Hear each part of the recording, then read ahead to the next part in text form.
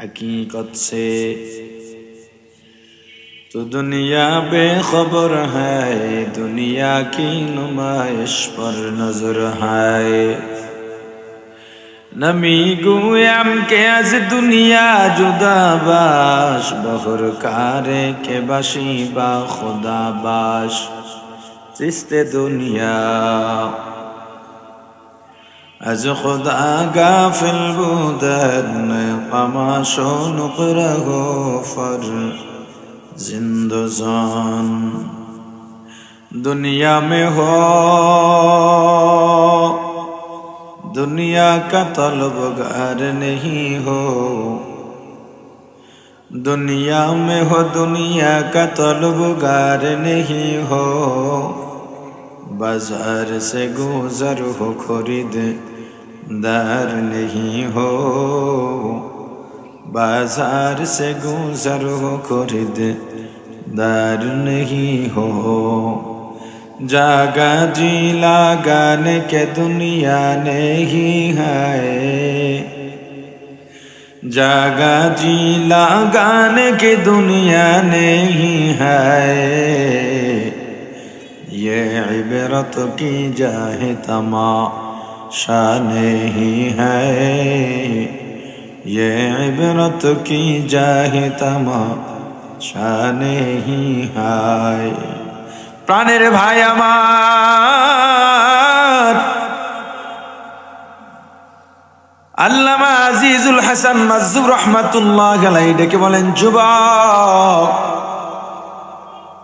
তোমার যেই পরিচয়টা আমি জানি সেইটা শুনে নাও। তোমার আমার জন্ম এক ফোঁটা না পাক পানি দিয়া। প্রাণের ভাই আমার, তুমিও তোমার পরিচয় নিয়ে নাও। দুনিয়ায় এত দাপট দেখাও, দাপট দেখাইয়া কোনো লাভ নাই। দুনিয়ার দাপট দিয়া কিচ্ছু আসবে যাবে না। তুমি যেই পরিচয় নিয়ে ঘোরো, যেই পরিচয় তুমি নিজেকে গর্বিত মনে করো, এই পরিচয়টা তোমার পরিচয় নয়। এ পর্দার আড়ালের বোন, তোমার পরিচয়টা তুমি জেনে নাও। যেই পরিচয় তুমি দাও, এই পরিচয় তোমার নয়। ছেলেরা, কান ধরে দাঁড় করে রাখবো কিন্তু আমি। কথা বলো কেন? থাক থাক, বিশৃঙ্খলা লাগবে। কথা বলবা না, ঠিক আছে? কথা বলবা কেউ? ঠিক আছে।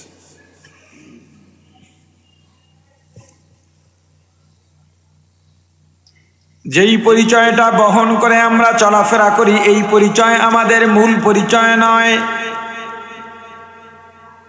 শোনো, তোমার আমার পরিচয়।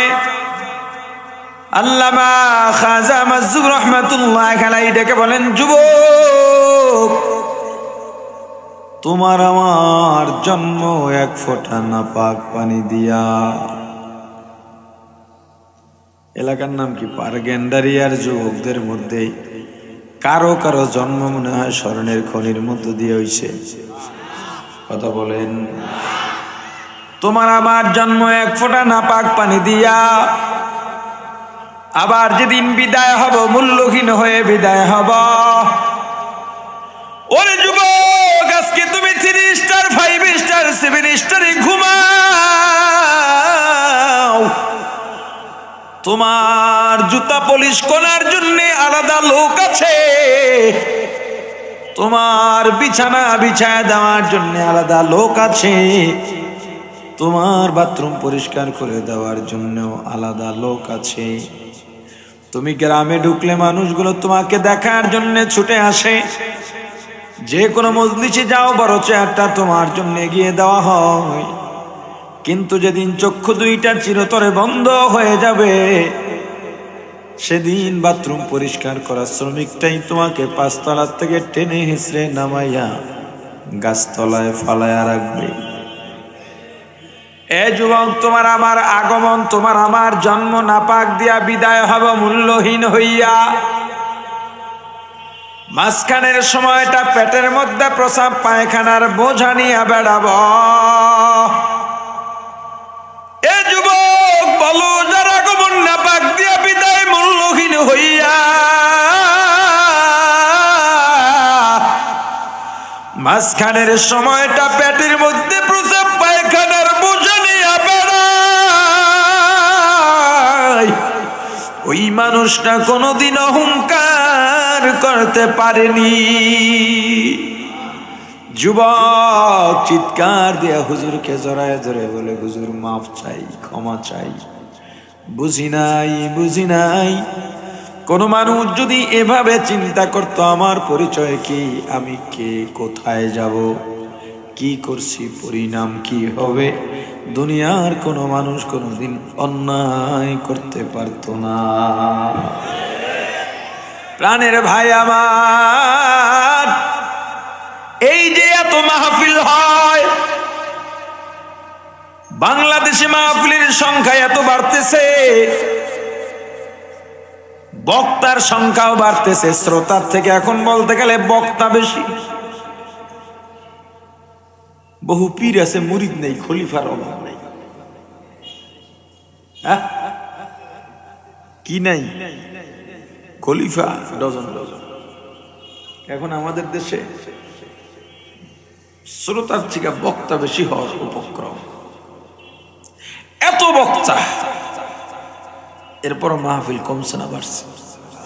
কথা বলে না। জুমা যদি আজকে মনে করেন বয়ান হিসেবে ধরি, তাহলে এটা 4 নাম্বার বয়ান। জুমায় বয়ান করলাম, মাগরিবের পরে যাত্রাবাড়ি করছি, এশার পরে ধলপুর করছি, এরপর আপনাদের এখানে করতেছি। আর ভোর 4টায় বয়ান ছিল বরুণা সিলেট পিসা হুজুরের বাড়ির মাহফিলে। যে কুয়াশা মনে হয় না যাইতে পারো। হুজুরের ছেলে একটু আগে ফোন দিয়েছে যে ভাই কি অবস্থা আল্লাহই জানে, ওখানে মোনাজাত হয় ফজরের পর। কি বুঝলেন? এটা আমার গুরুত্ব বুঝেইনি, আমি মাহফিলের সংখ্যার আধিক্যতা বুঝেছি। এত মাহফিল এই দেশে বাড়তেছে। এটা পারগান্ডারিয়া, এই পারগান্ডারিয়া মসজিদ আছে কয়টা বলতে পারবেন কি? হ্যাঁ, 6টা, 9টা, 8 ধরেন, 5টাই ধরেন, অসুবিধা নেই। ধরেন 10টা ধরেন, একটা বাড়াইয়া ধরেন, অসুবিধা নেই, সুযোগ দিলাম। এই 5টা, আচ্ছা এই এলাকায় মাহফিল কি একটাই হয় না আরো হয়? কয়টা? 10টা, 10টার বেশি হয়। আচ্ছা আমাকে বলেন, এই 10টা মসজিদে গত বছর এই দিন থেকে আজকের এই দিন পর্যন্ত চরমনাই গেছে, উজানি গেছে, তবলিগে গেছে, এটা ছাড়া নতুন মুসল্লি বাড়ছে কয়জন ফজরের নামাজে আপনাদের এই এলাকায়? কথা বলে না। হ্যাঁ, এত মাহফিল হচ্ছে, একটা মাহফিলের পরে মসজিদে যদি 2টা মুসল্লি নতুন না বাড়ে, 4, 5, 10টা যুবক যদি দিনের পথে না আসে, 2-4 জন মহিলা যদি খাস পর্দার নিয়ত না করে, হারামখোর যদি হালালের নিয়ত না করে, ওই মাহফিল দিয়ে কি ফায়দা আমাকে বলে? বারবার বলছিলাম ইব্রাহিম শরীফ রে, 3 দিন মাহফিলের কি দরকার? রসুম হয়ে গেছে আমাদের দেশে মাহফিল। আপনারা 3 দিন না 5 দিন করেন, দরকারও আছে, কিন্তু সেটা কার্যকরী হওয়া লাগবে কিনা? হ্যাঁ, আপনারা আসেন, বক্তারা তো সুর দিয়ে ইউজ করে, শুনতে মজা লাগে, এজন্য আসেন মাহফিলে। এই যে আপনারা মাহফিলগুলোকে প্রফেশন বানিয়ে নিয়েছেন, নেশা বানিয়ে নিয়েছেন, এর কারণ কি জানেন? প্রত্যেকটা পরিবেশের একটা আবেদন থাকে। তুমি ঈদগায় যাইবা, তো ঈদের দিন কেমনে যাইতে হয়? সবাই তো একটু নতুন না হয় অন্তত ধোয়া পরিষ্কার কাপড় পরে। তুমি থানায় জব করো, তুমি অফিসার, অন ডিউটিতে আছো, তো ইউনিফর্ম তোমাকে পরতে হবে। এটা থানার আবেদন, ঈদগাহের আবেদন। মসজিদে যাইবা, ওখানের একটা আবেদন আছে, ওখানে গিয়ে কথা বলা যায় না, দুনিয়াবি কথা বলা যায় না, ওখানে চুপ করে বসে থাকো, ওখানে পবিত্র হয়ে ওঠো, অপবিত্র হয়ে যাওয়া যায় না। প্রত্যেকটা জিনিসের একটা আবেদন আছে, কথা বলে না? এই মাহফিল ময়দানের একটা আবেদন আছে না নাই? মাহফিলের আবেদনটা কি? কাউকে ছোট করার জন্য বলছি না, কেউ কষ্ট পাবেন না। মাহফিলের আবেদন, মাহফিলে যাও, এটা দিনই পরিবেশ, কিতা হইছে রে বা, এটা দিনই পরিবেশ। এখানে যাইবা সবসময় তো টুপি মাথায় দিতে পারো না, তো এখানে যাও টুপিটা মাথায় দিয়ে যাও। কিন্তু এই জায়গার মধ্যে অর্ধেক মানুষের মাথায় টুপি নেই। এটার কারণ কি? একটাই কারণ, মাহফিলকে মানুষ এখন মাহফিলের চোখে দেখে না। কারণ এখন এই মঞ্চ থেকে গান শোনা যায়, কৌতুক, আরে বাপরে বাপ, সব ফেল কৌতুকের কাছে। এই পবিত্র মঞ্চ থেকে এখন কৌতুক হয়, গান হয়। যে কেউ সেখানে বসে বসে না, আপনারা বসান, আপনারা বসান। কারণ আপনি সুরের ভক্ত, যাকে তাকে বসিয়ে দিচ্ছেন। একটা সার্কাসের মঞ্চ বানিয়েছেন, 13 ইঞ্চি, 14 ইঞ্চি, 26 ইঞ্চি, কানা লুলা খোরা, লেডিস থেকে জন্ডিস হয়েছে, একটুখানি ভোলা খাতায় মতো হে সেখানে বসে আওয়াজ করতেছে। সে পাবলিকের কি আওয়াজ করবে? কিভাবে শুদ্ধ হবে? আপনার কাছে টুপির গুরুত্ব নাই, দাড়ির গুরুত্ব নাই। আপনাকে বললে বলেন, এ মোল্লা মিয়া, তোমরা মিয়া দাড়ি আর টুপি নিয়া এই অল্প বিষয় নিয়ে ইখতিলাফ করতে গিয়া জাতিরে শেষ করছো। দোষটা কি দেয় দেখেন, জাতিরে শেষ করে দিয়েছে। এখন ঐক্যের সময়, তুই সবচেয়ে বড় দাজ্জাল, তুই সবচেয়ে বড় শয়তান। ঐক্যের জন্য টুপি বাঁধা হয়েছে কেন? টুপির কথা বলা বন্ধ হবে কেন?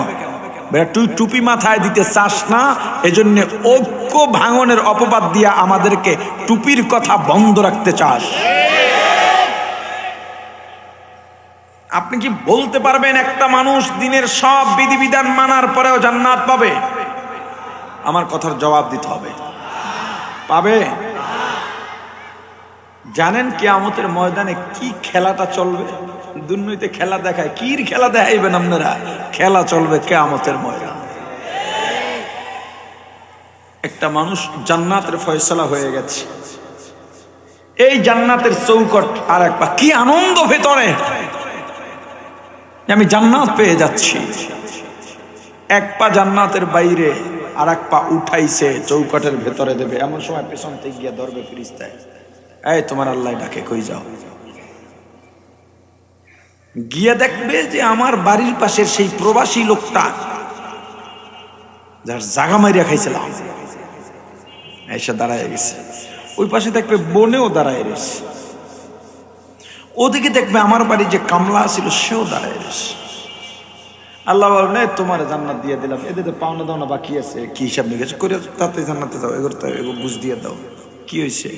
প্রবাসী বলতেছে, আল্লাহ, আমি তো দেশের বাইরে আছিলাম, আমার ছেলে মেয়ে ছোট, ওরা দুর্বল, আমার ঘরে বিবি ছিল, ও মহিলা মানুষ দুর্বল, ওনার জমি আর আমার জমি পাশাপাশি ছিল। উনি তাহাজ্জুদ পড়ছে, ফজর পড়ছে, এরপরে তেলাওয়াত করছে, সূরা ইয়াসিন পড়ছে, ব্যক্তিগত যত আমল আছে সব করছে, জিকির করছে, এরপর ইশরাক নামাজও করছে। এবার প্রত্যেক বছর রমজানে বাইতুল্লাহ বা নববীতে ইতিকাফ করত। দুপুরের আগে আগে, কি বলে, ইশরাকের পরে পরে হাল নিয়ে জমিনে গেছে। আমার জমি ওনার জমি পাশাপাশি, এই লাঙ্গলের কুড়িটা ঘুরাইয়া এমনি একটা দিয়ে আমার জমিটা একটু লইয়া গেছে। পরে ওই সোজা বর্ডার এক তার মধ্যে নিয়ে গেছে। মরণের আগে আর ওই জায়গা আমি নিতে পারি নাই। এরপর সেটা বিয়েছে তার নামে করে লাগছে। আল্লাহ, এই জায়গাটা আমার লাগবে। আল্লাহ বলবেন, জায়গা দিয়ে দাও, একটু জায়গাই তো, কয় জায়গা পাবো, কয় বেটা আর কি জায়গার লেনদেনের বিষয়, এখানে সব দে, তাহাজ্জুদ যা পড়ছে সব দে।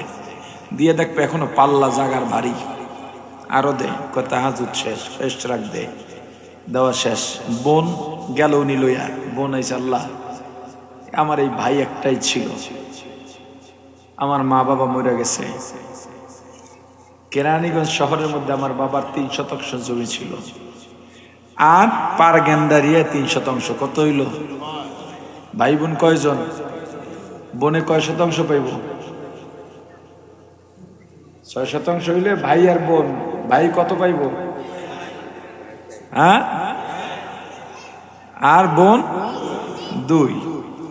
কয় আল্লাহ, ওই কেরানীগঞ্জ না, কেরানীগঞ্জের যে 3 শতাংশ, 1 শতাংশ জমির দাম 1 কোটি টাকা, আর পার গেন্দারিয়ায় 1 শতাংশ জমির দাম মোটে 20,000 টাকা।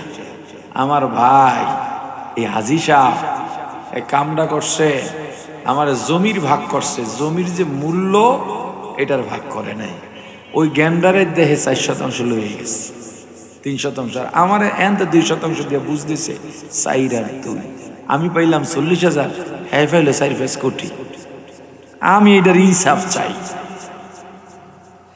বনের জমি মারিয়া খাওয়ার মতো বুজুর্গ আপনাদের এই এলাকায় নাই।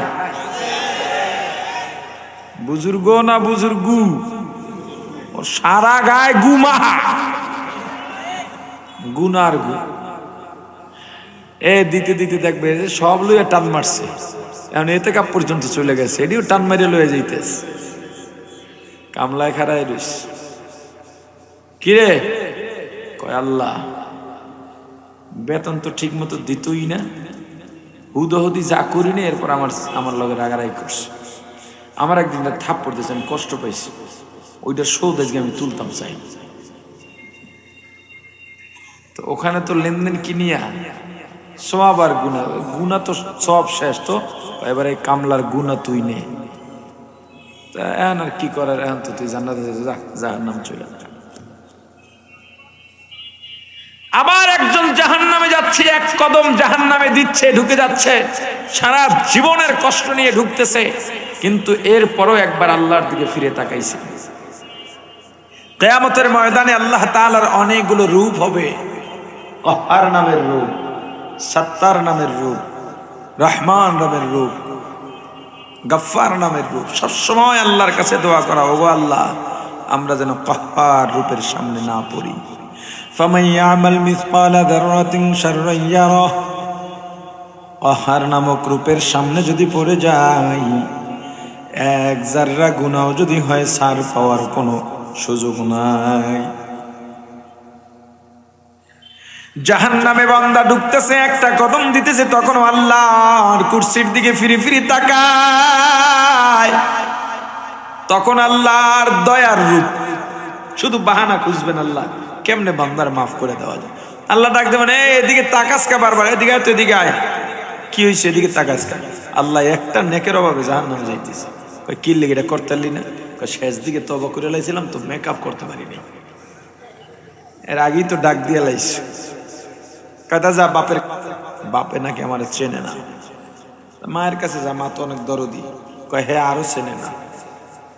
কথা বউয়ের কাছে যা, যারে নিয়ে সারা জীবন একই বিছানায় কাটাইছ, যার জন্য এত পরিশ্রম করছস, বউর কারণে মা বাবার সঙ্গে ঝগড়া করছস, বউর কাছে যা, কয় হ্যাঁ আরো আগান না। কেমনে? হ্যাঁ তো চিনি না, হ্যাঁ আমার কাছে নাকি বিয়াই হয় নাই। তো ছেলে মেয়ের কাছে যা, তাদের জন্য এত পরিশ্রম করছিস, কয়রা আমার চেনে না। কেউ চেনে না, একটা নেক দেয় না কেউ, না কেউ দেয় না।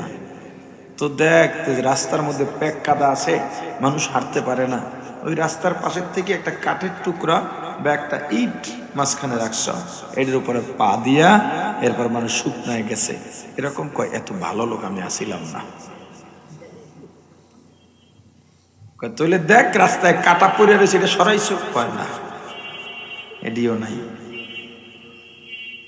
তাহলে দেখ বৃষ্টির মধ্যে ভিজা একটা বিড়ালের ছাও বাচ্চা তোর বাসার সামনে আইছে, ওরা মুইসা টুইসা শুকাইয়া খাবার টাবার খাওয়াইয়া তাজা করে দিছ, কয় এরকম নাই। মাদ্রাসার হুজুর ছাত্র বা ইমাম সাহেব দেখা হইছে, হাসি মুখিতে একটা সালাম দিছে, হুজুরে খুশি হয়ে গেছে, এমন কয় আগেই তো কইছি আমি হিডা না। শেষ সময় তওবা করছিলাম, একটু ধোকায় পড়ে একটা গুনাহ করে লাইছি। আল্লাহ বলবেন একটা গুনার জন্য জাহান্নামে যাবি, এত বাহানা খুঁজলাম পাইলাম না, আচ্ছা তোর নাম কি?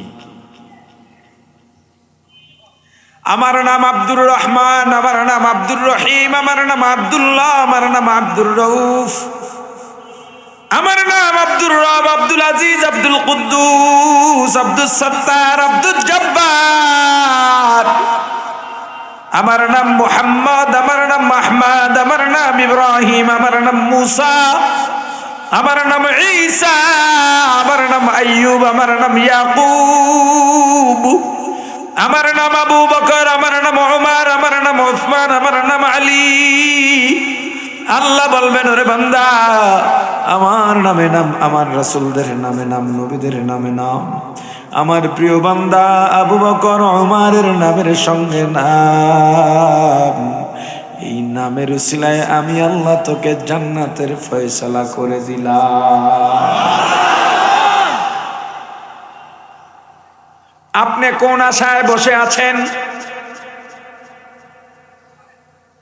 ওয়াজির ময়দানে যে জন্য যাওয়া দরকার আমরা যাই না। এত আমল করার পর জান্নাতের গ্যারান্টি কারণ নাই। সেখানে আপনার কাছে যদি কেউ ছোট গুনাহকে গুনাহ মনে না করা তো দূরের কথা, ছোট গুনাহকে যদি কেউ ছোট গুনাহই মনে করে ধ্বংসের জন্য এটাই যথেষ্ট হতে পারে। ছোট ছোট আমলকে যারা ছোটই মনে করে ধ্বংসের জন্য এটাই যথেষ্ট হতে পারে। আমার প্রাণের ভাই, ওয়াজ মাহফিলে আমরা যাই শুধুমাত্র শুনে চলে আসবো না, না, ওয়াজে মানুষের যাওয়া উচিত। কি জন্য? এই যে এত মাহফিল হয়, মাহফিলের পরে মানুষের আমলের পরিবর্তন কেন হয় না? কারণ মাহফিলটা প্রথায় রসুমে পরিণত হয়ে গেছে। যাব, আসবো, শুনবো, বাস এখানেই শেষ। আমাদের ছোটবেলা, আমি নিজেই তো এখনো ছোট, এরপরে আমাদের ছোটবেলা মাত্র তো কয়েক বছর হলো, অল্প বছরের ব্যবধানে আমাদের যুব সমাজ বা মানুষের চিন্তা এতটা নিম্নগামী কেন হলো? অ্যান্ড্রয়েড ফোন যেদিন থেকে আসছে ওদিন থেকে মানুষের অধঃপতন শুরু হয়েছে। না হয়তো মাত্র কয়েক বছর আগেও যখন আমাদের এলাকার মানুষ বয়ানের আয়োজন করতেন, ওলামায়ে কেরাম বয়ান করতে যাইতেন, মাহফিল শেষ হওয়ার পর 1 সপ্তাহ 10 দিন এলাকায় ওই ওয়াজ নিয়ে মানুষের মাঝে আলোচনা থাকতো। হুজুর এইটা বলছেন, ওইটা বলছেন, সুন্দর আলোচনা করে গেছেন। কিন্তু বর্তমান সময়ে বয়ান শোনার পর সঙ্গে নেওয়া তো দূরের কথা, ধুয়ে মুছে মাঠেই রেখে যায়। আপনি মাহফিলের গুরুত্ব কি মনে করেন? আওয়ামী লীগ ক্ষমতায়, সরকারি দল, এত পাওয়ার, এরপরও তাদের সমাবেশে মানুষ জমা করাইতে হয় বিরিয়ানি দিয়া, টাকা দিয়া, গাড়ির ভাড়া দিয়া। বিএনপি এত বড় দল, তাদের সমাবেশেও মানুষ জমাইতে হয় টাকা দিয়া, বিরিয়ানি দিয়া। আওয়ামী লীগের সমাবেশে আওয়ামী লীগের বাইরের মানুষ যায় না, কিছু মানুষ যায় দেখার জন্য, তারা কোন দলের সক্রিয় কর্মী না। বিএনপির সমাবেশে বিএনপির লোক ছাড়া যায় না, ওখানেও কিছু মানুষ দেখার জন্য যায়, তারা কোন দলের সক্রিয় কর্মী না। কিন্তু ওয়াজের ময়দান এমন একটা ময়দান, টাকার ভাড়া দেওয়া হয় না, খাওয়া দাওয়া হয় না, বিরিয়ানির প্যাকেট দেওয়া হয় না। এরপরে এই জায়গার মধ্যে সব দল মতের মানুষগুলো এসে যায়। টাকা বিরিয়ানি ভাড়া দেওয়ার পরেও তাদের সভা সমাবেশে চেয়ারগুলো মাঝে মাঝে খালি দেখা যায়। কিন্তু ওয়াজের ময়দান এখানে আওয়ামী লীগের লোক আছে না নাই? বিএনপির লোক আছে না নাই? চরমনাই তবলিগ সুরেশ্বর আদ্রসির লোক এখানে আছে। এমন একটা ময়দান, সব দলমতের মানুষগুলো এক জায়গায় এসে জমা হয়ে যায়। ওলামায়ে কেরাম কোরআন সুন্নাহ অনুযায়ী তাদেরকে কথা বুঝান, এই মাহফিল দিয়েই তো ইসলামী বিপ্লব সম্ভব। কিন্তু মাহফিল দিয়া একটা ইঁদুরও তাড়ানো যায় না। কারণ কি জানো? এত গুরুত্বপূর্ণ একটা মজলিসকে আমরা সার্কাস আর প্রথায় পরিণত করেছি। একটা মাহফিল থেকে মানুষ বের হবে, মাথার চিন্তাটা নড়ে যাবে বয়ানে, যে আসলে জীবনে কি করলাম, তার চিন্তায় পরিবর্তন ঘটবে। আমল করাবার দরকার নেই, আপনার ভেতরে যে চিন্তার পরিবর্তন ঘটবে, এটাই মাহফিলের সবচেয়ে বড় সফলতা। আমি এতদিন আমার চিন্তা জমাট খেয়েছিল, আরে করলাম কি এতদিন, কি করার দরকার ছিল, আর করছিটা কি, এতটুকু চিন্তা ভেতরে ঢোকাটাই যথেষ্ট। আপনি বুঝতে পারতেছেন বিষয়গুলো? এই যে ময়দানে আপনার এতগুলো মানুষ, কে পারবেন আমাকে নির্ভুল দোয়ায় কুনুত শোনাতে? মাদ্রাসার ছাত্র আর আলেম ছাড়া দেখেন আমাদের অবস্থা কি, সেটা শুধু বুঝাবার চেষ্টা করি। মাদ্রাসার ছাত্র শিক্ষক ছাড়া, আলেম ছাড়া যারা আছেন, কেউ আমাকে দোয়ায় কুনুত শুদ্ধ করে শোনাতে পারবেন? আছেন কেউ? আরে না বলি না, থাকলে হাত উঠান, আমি শুনবো আপনার থেকে। দোয়ায় কুনুত যেটা ছাড়া ভোতের নামাজ হয় না, পারবেন? একজন মানুষও নাই শুদ্ধ করে শোনাবার। এবার বুঝেন আমরা কোথায় আছি, কি হবে এই মাহফিল দিয়ে। আমি দিন জানি না, আমার ভিতরে দিন নাই। আমি ঈমান জানি না, ঈমান কাকে বলে। আমি দিন জানি না, দিন কাকে বলে। আমি ধর্ম সম্পর্কে জানি না। আমি মুসলমান।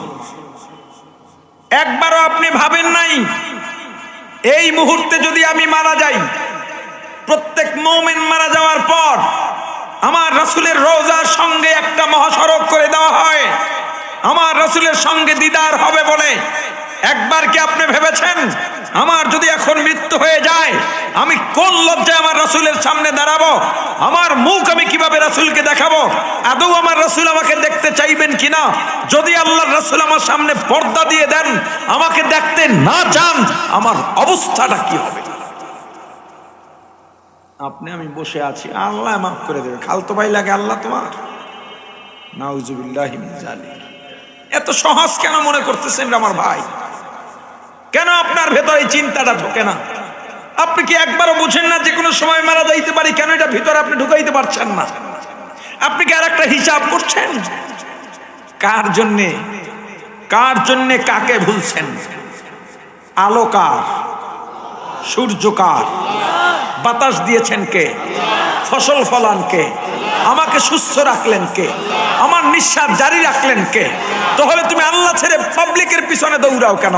তুমি গায়রুল্লাহর পিছনে দৌড়াও কেন? তুমি নেতার পিছনে দৌড়াও কেন?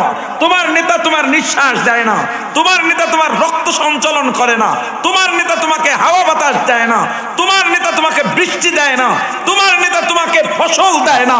তাহলে যিনি ফসল দিলেন, যিনি তোমাকে আলো দিলেন, যিনি তোমার রক্ত সঞ্চালন করলেন, তাকে রেখে তুমি কার পেছনে দৌড়াও? কিয়ামতের ময়দানে তার সাথেই জাহান্নামে যাও। বুঝো না? কার মায়ায়, কিসের নেশায় তুমি আল্লাহকে ভুলে গায়রুল্লাহর পেছনে ছুটছো? কি কারণে? কি কারণে?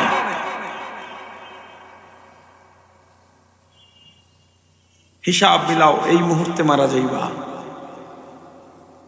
মানুষ দুনিয়াতে কামাই করে কার জন্য বলেন? আপনারা কামাই করেন কার জন্য বলেন? স্ত্রী সন্তানের জন্য, আর কারোর জন্য না। আপনি মারা গেলে আপনার সন্তান সম্পদ তারাই পাবে।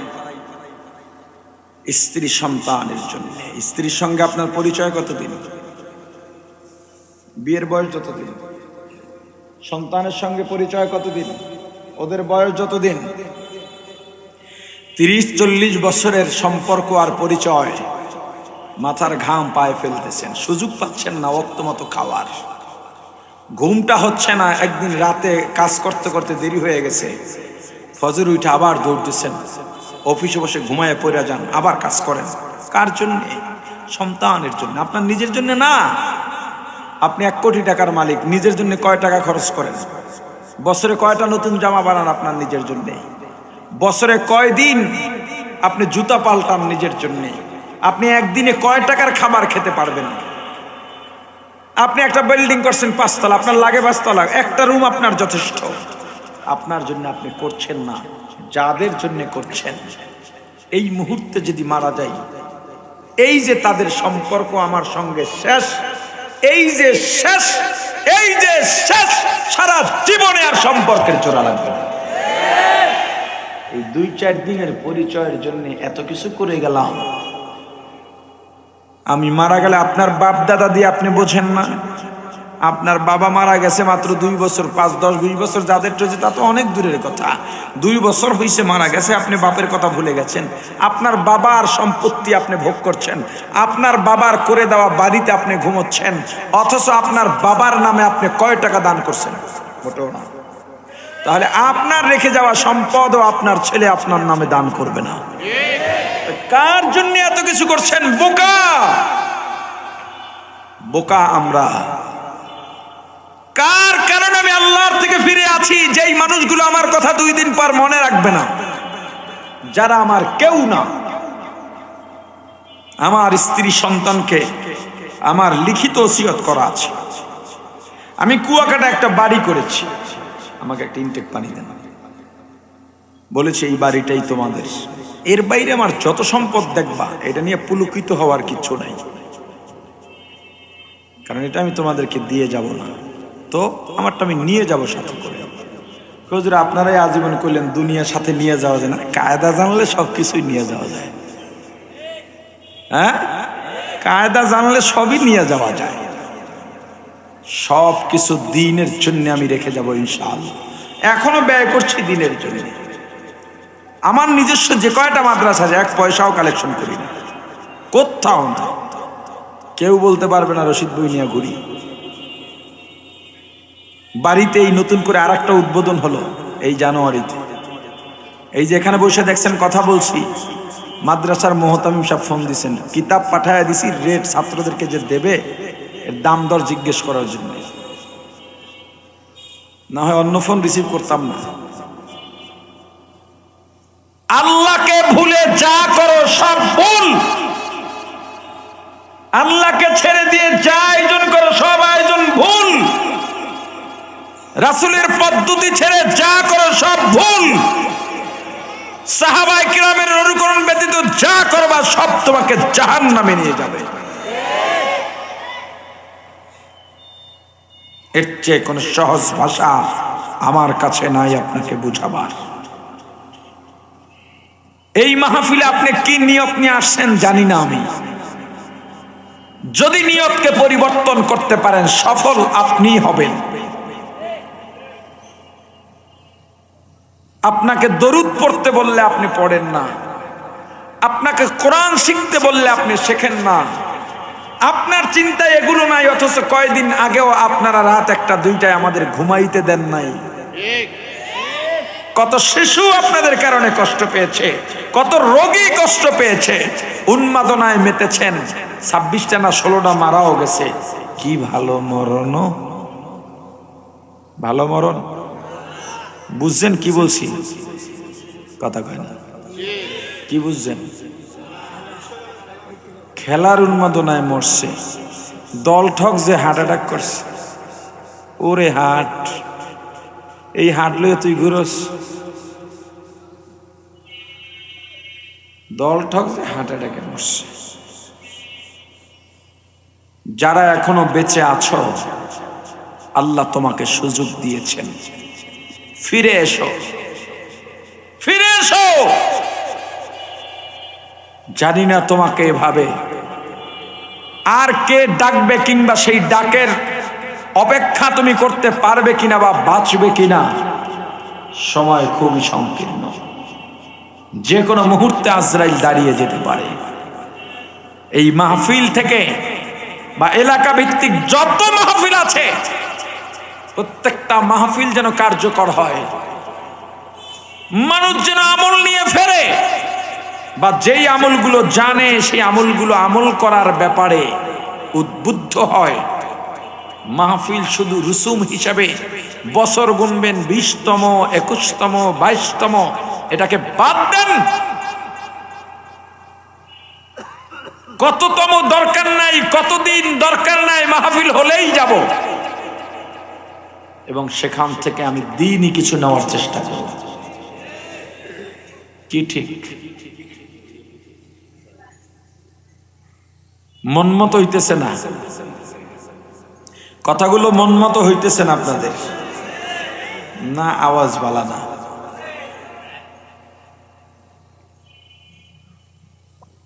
হুজুর ওয়াজ করতেছেন, ওয়াজ করেন। ওয়াজ কোনটা?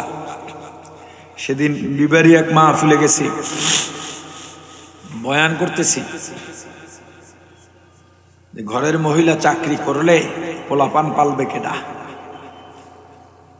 বুয়ায় পালবে। বুয়ায় পোলাপান পাললে তো বুয়ার মতোই হবে। তো একজন নারীর রাষ্ট্রের প্রতি অবদান কি? অফিসে গিয়ে কাজ করা নয়, ঘরে বসে এই রাষ্ট্রের একটা সম্পদ তৈরি করা, নিজের ছেলেকে গড়া। এটা কইছি পর পেছন থেকে মাহফিল থাকে দুবাই, খুব আবেগে আমার দাওয়াত নিছে আরেকজনের ধৈরা, খুব আবেগ। এই বয়ান করছি পর হ্যাঁ হুজুর হেদায়েতের রস করেন, এটাই তো হেদায়েতের রস। কয় না মানে হের বউ এনজিওতে চাকরি করে। ওরে বাটপার। এখন আপনারা মনে করেন এতক্ষণ যাই হয়েছে, যে এখন বসে আছেন কোন নিয়তে? যেই নিয়তেই আসছেন ওইটা আছে না কিছুটা পরিবর্তন হয়েছে? আওয়াজ ভালো না,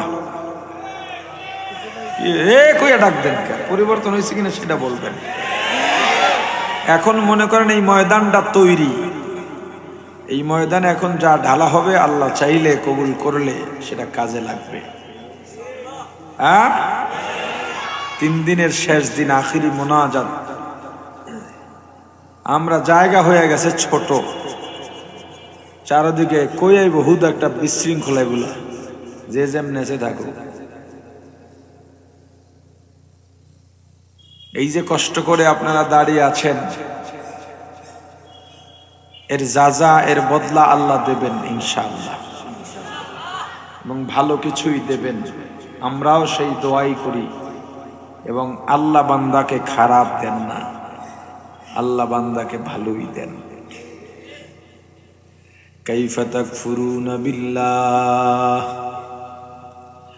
এ বান্দা কিভাবে আল্লাহর সঙ্গে কুফরি করো, না ফরমানি করো?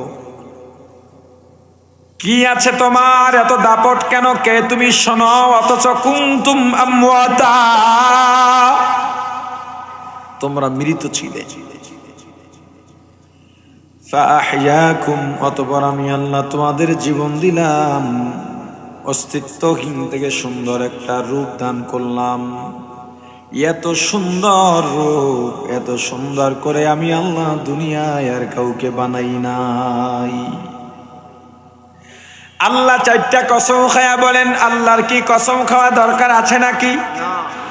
আল্লাহ এমনি যে কথা বলেন এটাই তো যথেষ্ট, আল্লাহর কথায় কোনো সন্দেহ নাই। এরপরেও আল্লাহ কেন কসম খাইলেন? আমরা যে ভালো এর লেগা, ঠিক না? ঠিক কি ঠিক? হ্যাঁ, আল্লাহ 4টা কসম খায়া বলেন, ওয়াত্তিন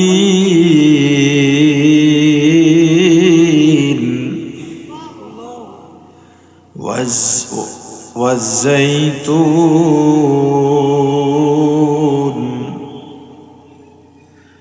ওয়া তুরি সিনিন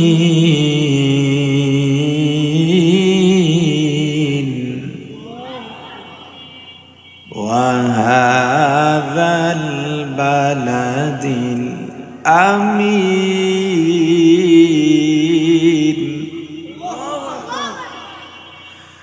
লাকাদ খালাকনাল ইনসান,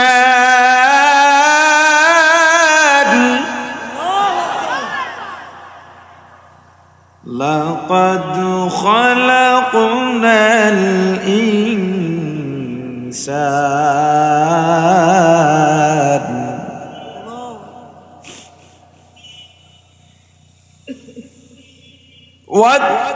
والتين والزيتون وطور سينين وهذا البلد الأمين.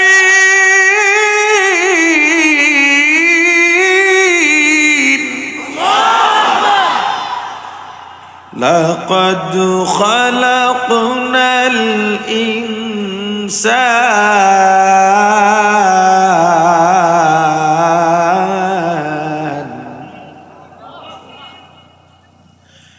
لقد خلقنا الإنسان في أحسن تقويم.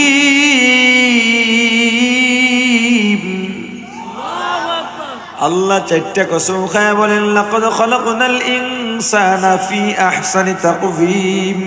আল্লাহ বলেন, বান্দা আমি আল্লাহ অবকাঠামোগত দিক থেকে সবচাইতে মানুষকে সুন্দর করে বানাইছি। এত সুন্দর করে আমি আল্লাহ দুনিয়ার কাউকে বানাই নাই। এ বান্দা শুধু কি সুন্দর, লাকাদ কাররামনা বানি আদম, আমি আল্লাহ মানুষকে বনি আদমকে সম্মানী বানায়া পাঠাইছি। সম্মান, হাতি মানুষকে ভয় পায়, বাঘ মানুষকে ভয় পায়, সিংহ মানুষকে ভয় পায়। কেন? মানুষের শক্তি বেশি, এজন্যে সম্মানের কারণে। এত বিশাল আকৃতির একটা হাতি, পিঠের উপরে 10, 12, 14, 15 বছরের বালক, পায়ের বৃদ্ধাঙ্গুলি দিয়ে কানের গোড়ায় খোঁচা দেয়। এত ছোট্ট বালকের পায়ের বৃদ্ধাঙ্গুলির ইশারায় এত বড় হাতিটা উঠবস করে। কেন? ভয় পাইয়া না, না, মানুষের সম্মানের কারণে। আল্লাহ বলেন, বান্দা শুধুমাত্র সম্মান আর সুরত নয়, আমি আল্লাহ মানুষকে পরিপূর্ণ জীবন দান করেছি। পরিপূর্ণ জীবনের ব্যাখ্যা কি? বান্দারে, গাভীর পেটের মধ্যে যেই বাছুর হয়, ওই বাছুরটা যদি ষাঁড় বাছুর হয়, বাছুরটা বড় হইয়া আবার মায়ের পিঠের উপরেই ওঠে। যদি বকনা বাছুর হয়, বাছুরটা বড় হবার পরে ওর বাপেই ওর মেয়ের পিঠের উপরে ওঠে। আল্লাহ বলেন, বান্দা মানুষকে এত সুন্দর আমি তরতিব দিয়া দিলাম, তুই যেই মেয়েটাকে বিয়ে করবি, আমি আল্লাহ সারা পৃথিবীর সব পুরুষকে তোর বউয়ের জন্য হারাম ঘোষণা করে দিয়েছি। পাখির বাসা থাকে গাছের উপরে, বৃষ্টি এলে ভিজে যায়, ঝড় এলে পড়ে যায়। গরুর ঘর যেখানে প্রসাব পায়খানা করে ওখানেই ঘুমায়। কিন্তু মানুষকে আল্লাহ কত সুন্দর বাসস্থানের ব্যবস্থা দিয়েছেন। বাসস্থান করবার জন্য যা যা দরকার তাও আল্লাহ দিয়ে দিলেন। বৃষ্টিতেও সমস্যা নাই, ঝড়েও সমস্যা নাই, শীত গরমেও সমস্যা নাই। আল্লাহ বলেন, বান্দা তোমার জবানে আমি আল্লাহ ভাষা দিয়েছি, এত সুন্দর ভাষা, মনের অনুভূতি প্রকাশ করতেই থাকো, করতেই থাকো, শেষ হয় না। দিনের পর দিন, সপ্তাহের পর সপ্তাহ, মাসের পর মাস, বছরের পর বছর, যুগের পর যুগ, কথা বলতেই থাকো, মনের ভাব প্রকাশ করতেই থাকো, মোটে শেষ হয় না। কিন্তু আমি আল্লাহ মানুষ ছাড়া আর কোনো প্রাণীর জবানে এমন ভাষা দিই নাই। 2টা গরুকে ঘন্টার পর ঘন্টা কখনো দাঁড়াইয়া আলাপ করতে দেখছেন? পাখি, মাছ, ছাগল, দুম্বা, ভেড়া। বান্দারে আমি আল্লাহ এত দয়া করলাম, এত মায়া করলাম, এরপরেও কাইফা তাকফুরুনা বিল্লাহ, বান্দা কিভাবে আল্লাহর সঙ্গে কুফরি করো, নাফরমানি করো। এ বান্দা, আমি আল্লাহ দয়া করছি, এই দুনিয়ায় তোর যা যা দরকার আমি আল্লাহ তার থেকেও কোটি গুণে বেশি দিয়েছি। বান্দারে এত নিয়ামত দিয়েছি, ওয়া ইন তাউদ্দু নি'মাতাল্লাহ, যদি তোমরা আল্লাহর দেওয়া এই নিয়ামত গণনা করতে চাও, লা তুহসুহা, কখনো সম্ভব নয়। বান্দা তোর 1 পেয়ালা পানির দরকার, আমি আল্লাহ সাগরকে সাগর পানি দিয়ে দিলাম। বান্দা তোর 1-2 পদের খাবার দরকার, আমি আল্লাহ কোটি রকম খাবার দিয়ে দিয়েছি। ও বান্দা, দুনিয়ার আমার নিয়ামত পাইয়া আমি আল্লাহকে ভুলা, আমার আল্লাহ, আমি আল্লাহর জন্য কিচ্ছু করো না। নেতা নেত্রীর ক্ষেত্রে স্লোগান দাও, আমার নেতার জন্য রক্ত দেব, জীবন দেব। কার রক্ত কারে দাও, কার জীবন কারে দাও? রক্ত তোমার আমার বাপের না, জীবনও তোমার আমার বাপের না। রক্ত দিয়েছেন কে? জীবন দিয়েছেন কে? এই রক্ত আর জীবন যদি দিতে হয়, কাকে কাকে দেব? আল্লাহর নাম নিতে লজ্জা আছে নাকি? তাহলে জোরে বলেন কাকে দেব? আরো জোরে বলেন কাকে দেব? তু মর্দে মুসলমান হো, তু মর্দে মুসলমান, তু মর্দে মুসলমান হো, তু মর্দে মুসলমান। এক হাত মে তলোয়ার, এক হাত মে কুরআন, এক হাত মে তলোয়ার, এক হাত মে কুরআন। প্রাণের ভাই আমার, আল্লাহ ডাক দিয়া বলেন বান্দা আলো দিলাম আমি, ঘুরলি নেতার পেছনে, সম্পদ দিলাম আমি, ফসল দিলাম আমি, প্রশংসা করো নেতার। এরে বান্দা আমি আল্লাহ সব দিলাম, আমি আল্লাহর সামনে মাথা ঝুঁকাও না, মাথা ঝুঁকাও গিয়া মাজারে। এত যে দয়া করছি বান্দা, ভুলে যাস না, ভুলে যাস না। সুম্মা ইউমিতুকুম, আবার মরা লাগবে। আপনাদের এই পারগান্ডারি আর নারী পুরুষ মরবে না, সবাই কয় না। ও সব মরলো, আমরা এখানে যারা জমা হয়েছে তারা মরবো না।